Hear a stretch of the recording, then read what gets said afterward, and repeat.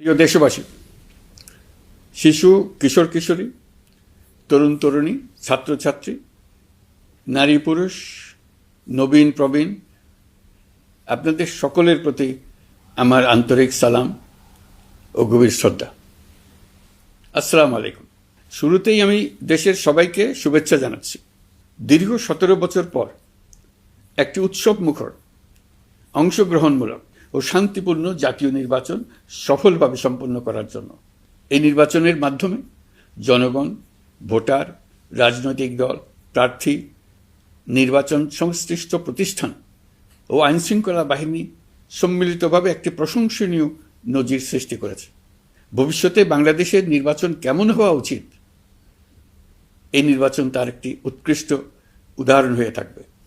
প্রিয় দেশবাসী, বিগত 18 মাস আমার উপর অর্পিত দায়িত্ব নিষ্ঠার সাথে পালন শেষে একটি নির্বাচিত সরকারের কাছে দায়িত্ব হস্তান্তরের প্রাক্কালে অন্তর্বর্তী সরকারের প্রধান উপদেষ্টা হিসেবে আজ আমি আপনাদের কাছ থেকে বিদায় নেবার জন্য উপস্থিত হয়েছি।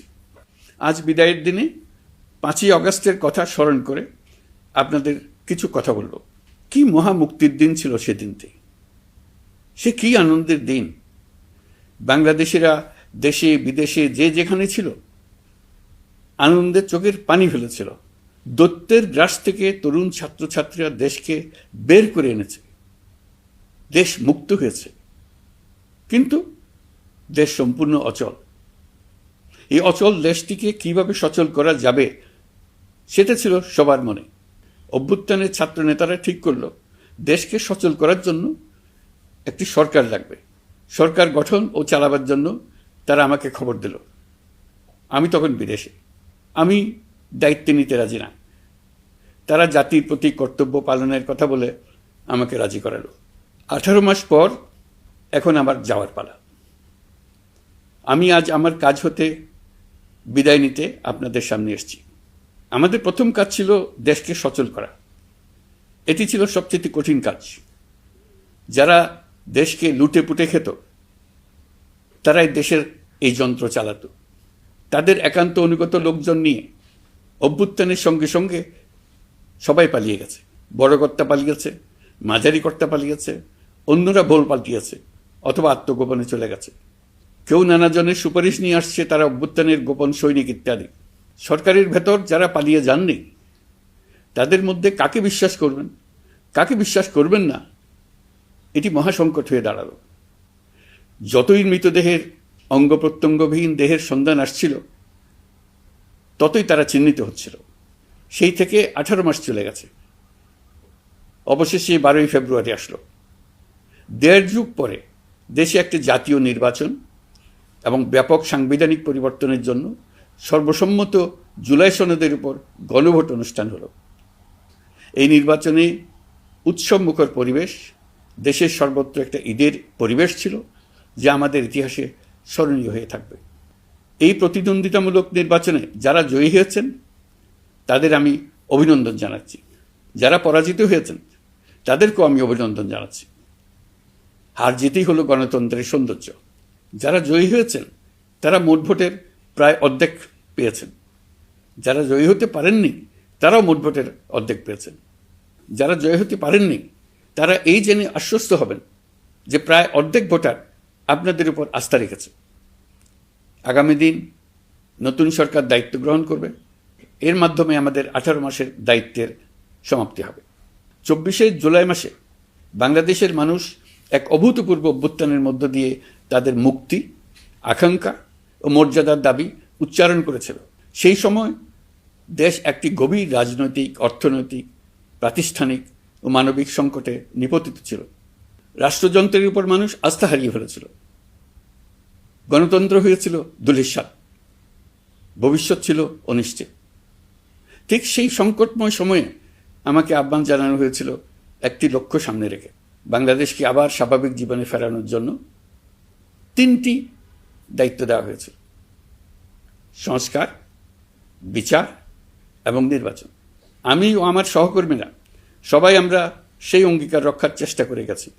কোথায় কতটুকু সাফল্য অর্জন করতে পেরেছি, কোথায় ব্যর্থ হয়েছি, সে বিচারের ভার আপনাদের উপর থাকলো। আমাদের প্রচেষ্টায় কোনো ঘাটতি ছিল না। আমরা মানবতা বিরোধী অপরাধ, দুর্নীতি ও অনিয়মের বিচার প্রক্রিয়াকে রাজনীতি ও প্রতিশোধের ঊর্ধ্বে রেখেছি। আমরা ভঙ্গুর প্রতিষ্ঠানগুলোর প্রশাসনিক, বাণিজ্যিক, আর্থিক সংস্কারে হাত দিয়েছি, যাতে ভবিষ্যতে কোনো সরকার জনগণের ইচ্ছার বিরুদ্ধে নিজেকে স্থাপন করতে না পারে। আর সর্বোপরি আমরা একটি উৎসবমুখর, অবাধ, নিরপেক্ষ, শান্তিপূর্ণ, পরিচ্ছন্ন ও বিশ্বাসযোগ্য জাতীয় নির্বাচনের আয়োজন করেছি, যার মাধ্যমে জনগণ আবার তাদের ভোটাধিকার ফিরে পেয়েছে।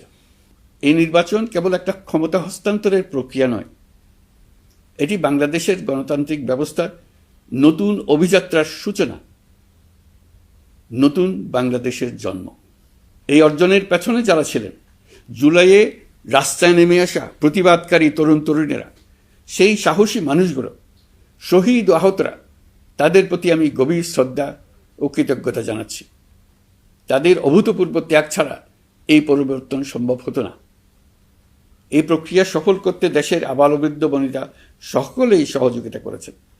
প্রাতিষ্ঠানিক দিক থেকে দেশের রাজনৈতিক দলসমূহ, নির্বাচন কমিশন, সকল আইনশৃঙ্খলা বাহিনী, সশস্ত্র বাহিনী, সরকারি কর্মকর্তা কর্মচারী ও প্রশাসনের প্রতিটি স্তরের সদস্যরা আন্তরিক সহযোগিতা করেছেন। আপনাদের প্রতি আমার আন্তরিক কৃতজ্ঞতা রইল। আপনাদের ধৈর্য, পেশাদারিত্ব ও আস্থার উপর ভর করেই এই পথ চলা সম্ভব হয়েছে। প্রিয় দেশবাসী, 24-এর গণ অভ্যুত্থানের সময় দেয়ালে দেয়ালে তরুণরা যে নতুন বাংলাদেশের স্বপ্ন এঁকেছিল, তার কেন্দ্র ছিল প্রাতিষ্ঠানিক সংস্কার। সেই প্রত্যাশা বাস্তবায়নে অন্তর্বর্তী সরকার প্রায় 130টি নতুন আইন ও সংশোধনী প্রণয়ন করেছে এবং প্রায় 600টি নির্বাহী আদেশ জারি করেছে, যার প্রায় 84% ইতিমধ্যে বাস্তবায়িত হয়েছে। এই সংস্কারসমূহ নাগরিক অধিকারকে সংহত করেছে, বিচার ব্যবস্থাকে শক্তিশালী করেছে এবং গুম, খুন ও বিচার বহির্ভূত হত্যার সংস্কৃতি যেন আর কখনো ফিরে না আসে সেটা নিশ্চিত করেছে। আমরা দায়িত্ব গ্রহণের সময় দেশের আইনশৃঙ্খলা পরিস্থিতি ছিল অত্যন্ত ভঙ্গুর। থানাগুলো ছিল পুলিশশূন্য, জনগণের মধ্যে আস্থার বদলে ভয় ও শঙ্কা তৈরি হয়েছিল। ধাপে ধাপে আমরা সেই অবস্থার পরিবর্তন ঘটিয়েছি। আজ পুলিশ আর মারণাস্ত্র ব্যবহার করে না, বেআইনিভাবে কাউকে তুলে নিয়ে যায় না, বন্দুকযুদ্ধের নামে হত্যা করে না, পুলিশ ও গোয়েন্দা বাহিনীর ভয়ে কাউকে ডিলিট বাটন চাপতে হয় না। জনবান্ধব ও জবাবদিহিমূলক বাহিনী হিসেবে গড়ে তোলার লক্ষ্যে পুলিশ কমিশন অধ্যাদেশ 2025 প্রণয়ন করা হয়েছে। বিচার বিভাগকে স্বাধীন ও শক্তিশালী করতে পৃথক সচিবালয় গঠন, বিচারক নিয়োগের স্বচ্ছ কাঠামো এবং দেওয়ানি ও ফৌজদারি আইনে যুগান্তকারী সংস্কার করা হয়েছে। সেপারেশন অব জুডিশিয়ারির জন্য মাজদার হোসেন মামলার রায় আমরা বাস্তবায়ন করে গেলাম। গুমকে মানবতার বিরুদ্ধে অপরাধ হিসেবে স্বীকৃতি দিয়ে আন্তর্জাতিক অপরাধ ট্রাইব্যুনাল আইন সংশোধন করা হয়েছে। বিচার প্রক্রিয়াকে স্বচ্ছ করতে রায় সরাসরি সম্প্রচারের সুযোগ, বিদেশি আইনজীবী নিয়োগ এবং অন্তর্বর্তী আপিলের বিধান যুক্ত করা হয়েছে। বাংলাদেশ যেন আর কখনো মানবাধিকারহীন রাষ্ট্রে পরিণত না হয়, সেই লক্ষ্যে জাতীয় মানবাধিকার কমিশন অধ্যাদেশ জারি করা হয়েছে এবং কমিশন গঠন করা হয়েছে। প্রিয় দেশবাসী, একটি সমাজ তখনই উন্নত হয় যখন তার নারীরা নিরাপদ, সম্মানিত ও সমান অধিকারপ্রাপ্ত। উন্নয়ন তখনই টেকসই হয় যখন নারীরা সিদ্ধান্ত গ্রহণে, অর্থনীতিতে, শিক্ষায় ও নেতৃত্বে সমানভাবে অংশ নিতে পারেন। যে নতুন বাংলাদেশের স্বপ্ন আমরা দেখছি, নারীদের অগ্রযাত্রা ছাড়া তা গড়ে তোলা সম্ভব নয়। নারী ও শিশু সুরক্ষায় যৌন হয়রানি প্রতিরোধ অধ্যাদেশ, পারিবারিক সহিংসতা প্রতিরোধের অধ্যাদেশ এবং নারী ও শিশু নির্যাতন দমন আইন সংশোধন করা হয়েছে। নতুন এসব আইনের মাধ্যমে কর্মক্ষেত্রে ও শিক্ষা প্রতিষ্ঠানে নারীদের হয়রানি প্রতিরোধ ও সুরক্ষা আবার নিশ্চিত করার পথ সুগম করা হয়েছে। প্রিয় দেশবাসী, অভ্যুত্থান পরবর্তী এক উত্তাল সময়ে দেশকে ধীরে ধীরে স্বাভাবিক ধারায় ফিরিয়ে আনতে আমাদের সশস্ত্র বাহিনীর সৈন্যরা যে ধৈর্য, পেশাদারিত্ব ও দায়িত্ববোধের পরিচয় দিয়েছেন, তার জন্য দেশবাসীর পক্ষ থেকে আমি তাদের প্রত্যেককে আন্তরিক ধন্যবাদ জানাচ্ছি। একই সঙ্গে বিশেষভাবে উল্লেখ করতে চাই, যখনই কোনো সংকটময় পরিস্থিতির উদ্ভব হয়েছে, তখনই দেশের রাজনৈতিক নেতৃত্ব আমাদের আহ্বানে তাৎক্ষণিকভাবে সাড়া দিয়েছেন এবং সহযোগিতার হাত বাড়িয়ে দিয়েছেন। এই পারস্পরিক দায়িত্ববোধ ও সংযমই দেশকে অস্থিরতার পথ থেকে স্থিতিশীলতার দিকে এগিয়ে নিতে সহায়ক হয়েছে। স্বৈরাচারের 16 বছরে এদেশের রাজনৈতিক নেতাকর্মীরা যে ভয়াবহ নিপীড়ন, মামলা হামলা, গুম ও হত্যার শিকার হয়েছেন, তা আমাদের জাতির জন্য এক গভীর বেদনাদায়ক শিক্ষা। এই অভিজ্ঞতা আমাদের স্মরণ করিয়ে দেয়, যাতে ভবিষ্যতে আর কখনো কোনো জালেম মাথাচাড়া দিয়ে উঠতে না পারে, যেন আর কখনো ফেসিবাদ প্রতিষ্ঠিত না হয়, শত শত আয়নাঘর সৃষ্টি না হয়, বিচার বহির্ভূত হত্যা ফিরে না আসে। সেই জন্য কেবল রাজনৈতিক অঙ্গীকারই যথেষ্ট নয়, প্রয়োজন ন্যায় বিচার নিশ্চিত করার লক্ষ্যে বিচার ব্যবস্থা ও রাষ্ট্রীয় কাঠামোর মৌলিক ও গভীর সংস্কার। এই উপলব্ধি থেকেই অন্তর্বর্তী সরকার তার সংস্কার কর্মসূচিকে সর্বোচ্চ অগ্রাধিকার দিয়েছে। প্রিয় দেশবাসী, ফ্যাসিস্ট সরকারের 16 বছরের নিপীড়ন ও জুলাইয়ের রক্তাক্ত স্মৃতি এখনও আমাদের মাঝে তাজা হয়ে আছে। যারা ভয়াবহ নিপীড়ন ও নির্যাতন চালিয়েছে তাদের বিচার করা এবং যেন আর কেউ এ ধরনের দুঃশাসন কায়েম করতে না পারে, সেটা নিশ্চিত করা আমাদের গুরু দায়িত্ব। বিচার একটা চলমান প্রক্রিয়া। একাধিক ট্রাইব্যুনাল বর্তমানে সক্রিয়ভাবে কাজ করছে। ইতিমধ্যে একাধিক মামলার রায় ঘোষণা হয়েছে। আন্তর্জাতিক অপরাধ ট্রাইব্যুনালে ফেসিবাদের সময় দেশে যে গুমের সংস্কৃতি গড়ে উঠেছিল, সেই ভয়াবহ মানবাধিকার লঙ্ঘনের বিচারও শুরু হয়েছে। বেশ কিছু মামলার বিচারিক কার্যক্রম এখন শেষের পথে। আমরা আশা করছি আগামী দিনগুলোতেও বিচারিক প্রক্রিয়া অত্যন্ত নিরপেক্ষ ও স্বচ্ছতার সঙ্গে এগিয়ে যাবে। প্রিয় দেশবাসী, অন্তর্বর্তী সরকারের সবচেয়ে বড় অর্জন জুলাই সনদ, যার ভিত্তিতে গণভোটে বিপুল সংখ্যাগরিষ্ঠতায় তা বাস্তবায়নের সিদ্ধান্ত দিয়েছে দেশের মানুষ। জুলাই সনদের বাস্তবায়ন হলে ফেসিবাদ ফিরে আসার পথগুলো চিরতরে বন্ধ হয়ে যাবে। আশা করব এটা নির্ধারিত সময়ের সীমার মধ্যেই বাস্তবায়ন হবে। অন্তর্বর্তী সরকারের ছোট বড় ভালো মন্দ অনেক কথা ভুলে গেলেও জুলাই সনদের কথা জাতি কখনো ভুলবে না। এই সনদ রচনা এবং গণভোটে পাশ করানোর জন্য আমি সকল রাজনৈতিক দল, সামাজিক সংগঠন, অধিকার রক্ষা প্রতিষ্ঠান যারা অক্লান্ত পরিশ্রম করেছে, তাদের সবাইকে আজ অভিনন্দন জানাচ্ছি। এই নির্বাচনে প্রথমবারের মতো প্রবাসীদের ভোট দেওয়ার সুযোগ সৃষ্টি করা হয়েছে। যখন একজন ভোটার গর্ব করে এই নির্বাচন ও গণভোটে ভোট দেওয়ার অভিজ্ঞতা সোশ্যাল মিডিয়ায় বলে, তখন একজন নাগরিক হিসেবে আমি আনন্দ ধরে রাখতে পারি না। আমি আশা করি এই প্রক্রিয়ায় ভবিষ্যতে আরও অনেক বেশি প্রবাসীরা নিশ্চিন্তে অংশগ্রহণ করতে পারবে। প্রিয় দেশবাসী, আমরা দায়িত্ব গ্রহণের সময় অর্থনীতি ছিল বিপর্যস্ত, ব্যাংকিং ব্যবস্থা ভেঙে পড়েছিল, অর্থ পাচার ছিল লাগামহীন। আমরা রাজস্ব ব্যবস্থাপনা, করনীতি, মুদ্রা ব্যবস্থাপনা, আর্থিক খাতে কাঠামোগত সংস্কার এনেছি। তলাবিহীন অর্থনীতি আমাদের জন্য রেখে গিয়েছিল আগের ফেসিবাদী সরকার। কেন্দ্রীয় ব্যাংক বাণিজ্য ব্যাংককে ফতুর করে দিয়ে গেছে, $234 বিলিয়ন পাচার করে নিয়ে গেছে, বিশাল ঋণের বোঝা রেখে গেছে। এইসব আমাদের জানা কথা। আমরা যারা এই অর্থনীতি আবার চালু করার দায়িত্ব পেয়েছিলাম, তারা দিশা খুঁজে পাচ্ছিলাম না। এখন যাবার সময় স্বস্তি পাচ্ছি যে আমরা অবস্থার মোকাবেলা করতে পেরেছি এবং নতুন অর্থনীতির বুনিয়াদ রচনা করে রেখে যেতে পারছি। এখন আর পাওনাদাররা আমাদের তাড়া করতে আসবে না। আন্তর্জাতিক লেনদেনে আমরা চোখে অন্ধকার দেখব না। আমাদের রিজার্ভের পরিমাণ এখন $34 বিলিয়ন। আমাদের দেশপ্রেমিক প্রবাসী ভাই বোনদের রেমিটেন্সের টাকায় এই রিজার্ভ ক্রমেই বাড়ছে। নিত্য প্রয়োজনীয় পণ্যের দাম নিয়ন্ত্রণে সরবরাহ বৃদ্ধি করা হয়েছে।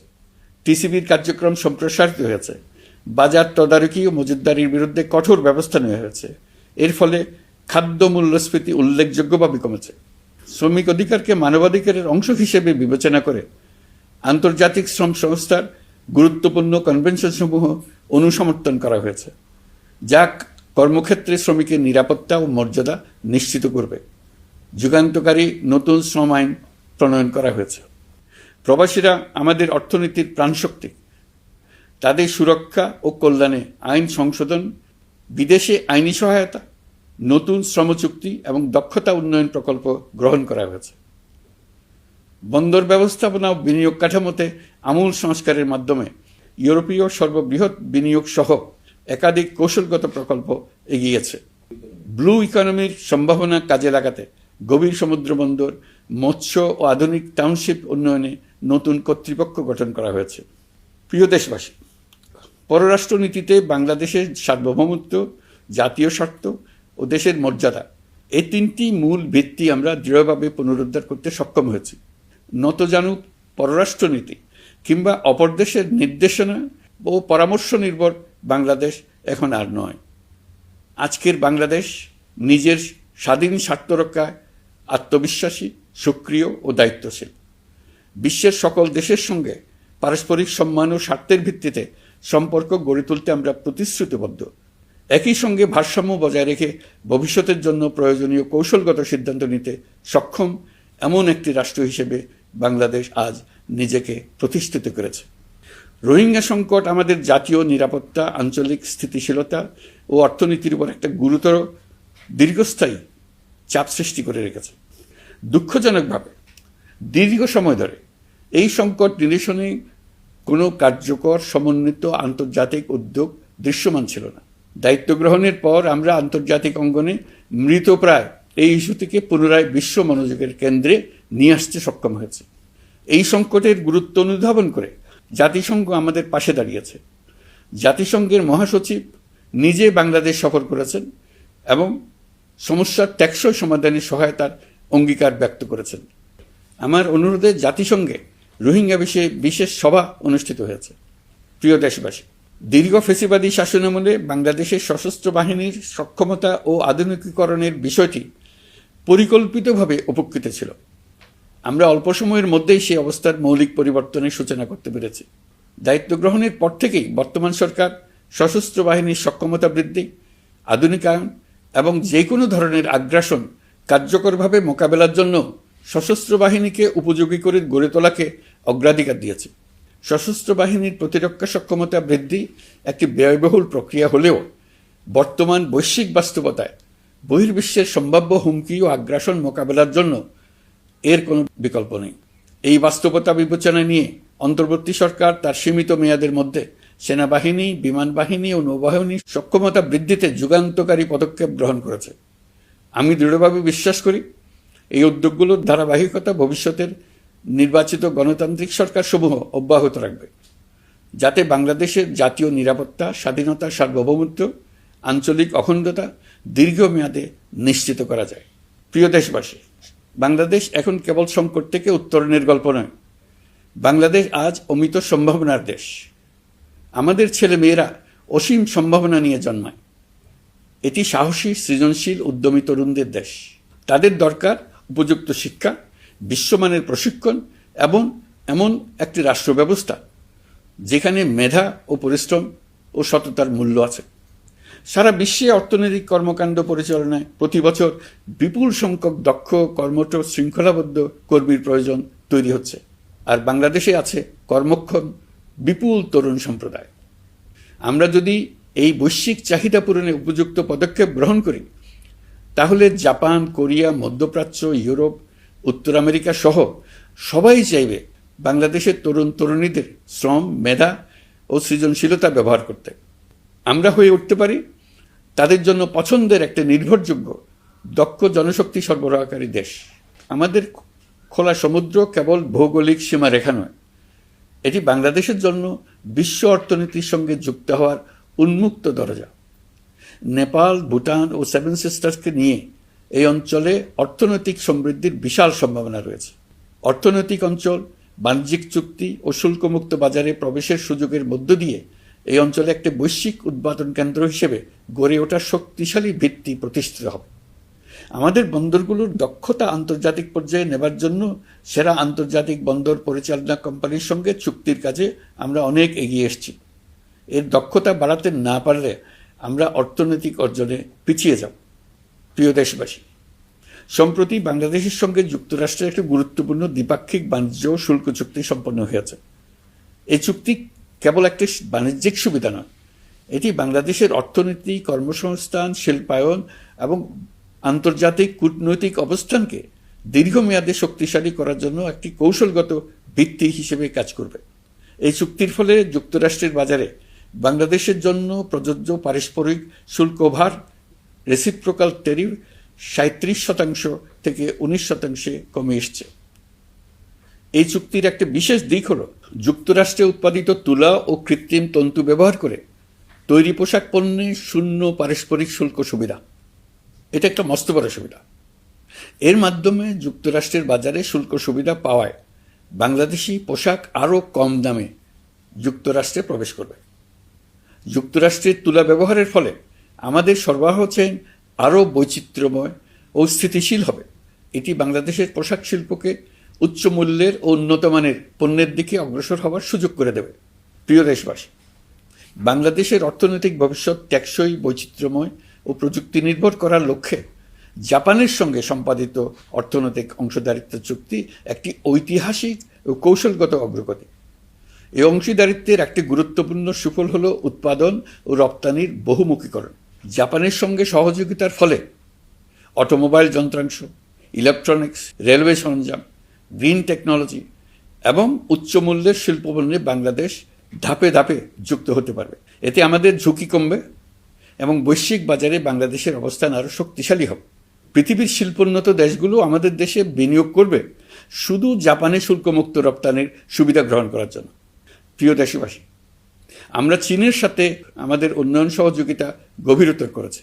গত বছর মার্চে বেজিংয়ে চীনের প্রেসিডেন্ট শি জিনপিংয়ের সাথে বৈঠকে আমরা দুদেশের মধ্যকার কৌশলগত অংশীদারিত্বকে নতুন পর্যায়ে উন্নীত করার প্রত্যয় ব্যক্ত করেছে। ইতিমধ্যে তিস্তা নদীর সামগ্রিক ব্যবস্থাপনা ও পুনর্বাসন প্রকল্পের বিষয়ে উল্লেখযোগ্য অগ্রগতি হয়েছে। নীলফামারীতে 1000 শয্যার একটি আন্তর্জাতিক মানের হাসপাতাল তৈরিতে দুদেশ একমত হয়েছে। এই কাজটি আমরা এগিয়ে নিতে পেরেছি। আমরা এমন একটি বাংলাদেশ গড়ে তুলতে চাই যে বাংলাদেশ শুধু স্বল্প মূল্যের শ্রমনির্ভর অর্থনীতি নয়, বরং দক্ষতা ও প্রযুক্তি ও মূল্য সংযোজন ভিত্তিক অর্থনীতিতে রূপান্তরিত হবে। তবে আমি স্পষ্টভাবে বলতে চাই, এই সম্ভাবনা বাস্তবে রূপ নিতে হলে 3টি বিষয়ের কোনো বিকল্প নেই: শিক্ষা, প্রশিক্ষণ এবং সততা। অতীতে রাষ্ট্রীয় ব্যবস্থাপনায় সীমাহীন দুর্নীতি, অসততা, অনিয়ম ও জালিয়াতিকে উৎসাহিত করা হয়েছিল। সেই সংস্কৃতি আমাদের পেছনে টেনে রেখেছিল, আমাদের বিশ্বাসযোগ্যতা ক্ষুণ্ণ করেছিল। নতুন বাংলাদেশকে সেই পথ থেকে সরে আসতে হবে। আমাদেরকে প্রতিজ্ঞাবদ্ধ হতে হবে নিয়ম মানায়, প্রতিশ্রুতি রক্ষা, মান বজায় রাখা, রাষ্ট্রের প্রতিটি স্তরকে দুর্নীতিমুক্ত করায়, স্বচ্ছতা ও দায়বদ্ধতা নিশ্চিত করা। প্রিয় দেশবাসী, আমরা শূন্য থেকে শুরু করিনি, শুরু করেছি মাইনাস থেকে। ধ্বংসস্তূপ পরিষ্কার করে প্রতিষ্ঠান দাঁড় করিয়ে তারপরে সংস্কারের পথ ধরেছে। আজ অন্তর্বর্তী সরকার বিদায় দিচ্ছে, কিন্তু গণতন্ত্র, জবাবদিহিতা, বাক স্বাধীনতা, অধিকার চর্চার যে ধারা শুরু হয়েছে তা যেন কখনো থেমে না যায়। আমরা রাষ্ট্রীয় দায়িত্ব ছেড়ে গেলেও নতুন বাংলাদেশ গড়ার সার্বিক দায়িত্ব আমার, আপনার, আমাদের সবার। আমাদের সকলের দায়িত্ব দেশকে সত্যিকারের গণতন্ত্র হিসেবে পরিস্ফুটিত করা। জুলাই গণঅভ্যুত্থান আমাদের জন্য এই দরজা খুলে দিয়েছে। আমরা যদি স্বপ্ন, আকাঙ্ক্ষা ও শক্তিকে বাঁচিয়ে রাখতে পারি, তবে বাংলাদেশের অগ্রযাত্রা কেউ থামাতে পারবে না। গণঅভ্যুত্থানে যারা প্রাণ দিয়েছে, শরীরের অঙ্গ হারিয়ে দুঃসহ জীবনযাপন করছে, যাদের লাশ পুড়িয়ে ফেলা হয়েছে, যাদের লাশ এখনো খুঁজে পাওয়া যাচ্ছে না, যারা অল্পের জন্য বেঁচে গেছে, তাদের সকলের আত্মত্যাগকে এই জাতি যেন কোনোদিন ভুলে না যায়। প্রতিটি রাষ্ট্রীয় সিদ্ধান্ত গ্রহণে আমরা যেন তাদের ছবি মনে রেখে সিদ্ধান্ত নিই। আমাদের পরবর্তী প্রজন্মকে ক্ষমতাবানদের কিভাবে নিয়ন্ত্রণে রাখতে হয় সেই শিক্ষাটি যেন দিয়ে যেতে পারে। ক্ষমতাবানদের ক্ষমতা মানুষকে কীরকম মনুষ্যত্বহীন করে তুলতে পারে সেটা জাতির ইতিহাসে ধরে রাখার জন্য আমরা পলাতক প্রধানমন্ত্রীর বাসস্থান গণভবনকে জাতীয় জুলাই স্মৃতি জাদুঘর হিসেবে প্রতিষ্ঠিত করে রেখে যাচ্ছি। এখানে আপনাদের স্মৃতির বাস্তব নমুনা সংরক্ষণ করে রাখা হয়েছে। জাদুঘর যখন জনসাধারণের জন্য খুলে দেওয়া হবে, তখন আপনি যেখানেই থাকুন, দেশে থাকুন, বিদেশে থাকুন, আমি অনুরোধ করব আপনি সপরিবারে একবার এসে কিছুক্ষণ জাদুঘরে কাটিয়ে যাবেন। প্রিয় দেশবাসী, আসুন আমরা এমন একটি বাংলাদেশ গড়ি যেখানে সম্ভাবনা সীমাহীন আর স্বপ্নের কোনো সীমানা নেই। গত 18 মাসে ক্রমান্বয়ে এদেশের মানুষের মধ্যে গণতন্ত্র, একটি কল্যাণমূলক শাসন ব্যবস্থা, বাক স্বাধীনতা, ক্ষমতাকে প্রশ্ন করতে পারা, সমালোচনা করতে পারা, জবাবদিহিতায় আনতে পারার যে চর্চা শুরু হলো, উৎসবমুখর পরিবেশে নির্বাচন আয়োজন করে জনগণের অধিকার নিশ্চিত হলো, এই ধারা যেন কোনো রকমেই হাতছাড়া হয়ে না যায়। আমি বিশ্বাস করি বাংলাদেশের আপামর জনসাধারণ এবং সকল রাজনৈতিক পক্ষ ইস্পাত কঠিন ঐক্যের মাধ্যমে এই ধারাকে আগামী দিনগুলোকে রক্ষা করবে, সমৃদ্ধ করবে। অধিকারের বিষয়ে, দেশের স্বাধীনতা সার্বভৌমত্বের বিষয়ে পরবর্তী প্রজন্মের জন্য একটি সুন্দর বাংলাদেশ গড়ে তোলার প্রত্যয়ে দৃঢ় থাকতে হবে। দলমত, ধর্ম, বর্ণ, নারী পুরুষ নির্বিশেষে সবাইকে আহ্বান জানাই একটি ন্যায়ভিত্তিক, মানবিক ও গণতান্ত্রিক বাংলাদেশ গড়ে তোলার সংগ্রাম অব্যাহত রাখতে। এই আহ্বান জানিয়েই আমি অত্যন্ত আশাবাদের সঙ্গে আজ আপনাদের কাছ থেকে বিদায় নিচ্ছি। দেশের শিশু, কিশোর কিশোরী, তরুণ তরুণী, ছাত্রছাত্রী, নারী পুরুষ, নবীন প্রবীণ, আমার দায়িত্ব থেকে বিদায় নেবার এই প্রাক্কালে আপনাদের সকলের প্রতি আন্তরিক ধন্যবাদ জানাচ্ছি। আমার জন্য দোয়া করবেন। মহান আল্লাহ আমাদের সকলের সহায় হন। আল্লাহ